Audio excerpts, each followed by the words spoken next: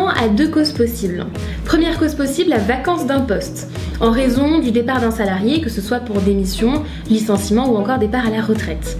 Deuxième possibilité, la création d'un poste, en cas de croissance des effectifs ou alors de création d'une nouvelle fonction et besoin d'une compétence supplémentaire. Le recrutement peut également correspondre à une situation passagère, par exemple le remplacement d'un congé maternité ou alors une situation durable. Dans tous les cas, le processus de recrutement correspond à 4 étapes principales. La première, l'identification du besoin opérationnel. La deuxième, la recherche des candidats. La troisième, la sélection des candidats. Et enfin, en quatrième, la prise de décision, la proposition d'embauche au candidat et enfin son intégration s'il accepte la proposition. Pour préparer votre processus de recrutement, il y a plusieurs questions que vous devez vous poser en fonction de vos objectifs et de vos contraintes. La première question concerne les critères de décision, de sélection des candidats. Pour cela, listez les compétences et les critères indispensables, ainsi que les critères secondaires mais importants.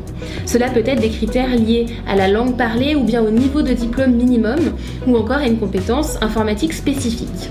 Dans tous les cas, sachez que si l'un des critères est indispensable et que le candidat n'y répond pas, alors cela sera rédhibitoire. Donc soyez au clair sur l'ordre de priorité des compétences souhaitées. Deuxième question à vous poser, ce sont les canaux de recrutement et de communication que vous allez utiliser. Sur quel site emploi vous allez poster votre annonce de recrutement? Est-ce que vous allez utiliser les réseaux sociaux ou non? Pour cela, faites le point sur ce que vous avez déjà en interne et qui vous permet de recruter et sur ce que vous pouvez mobiliser au mieux en fonction du type de poste et des profils que vous recherchez. Troisième question à vous poser, c'est en fait le processus des entretiens. Est-ce qu'il y aura un entretien opérationnel après l'entretien RH? Est-ce que les entretiens seront à la suite ou bien espacés dans le temps? Est-ce qu'il y aura par exemple un entretien collectif? À vous de préparer ça en amont en fonction des délais impartis et ça vous permettra vraiment de gérer au mieux ce processus de recrutement, a fortiori si vous devez gérer plusieurs recrutements en parallèle. Quatrième question à vous poser, ce sont les critères de décision à la fin du processus.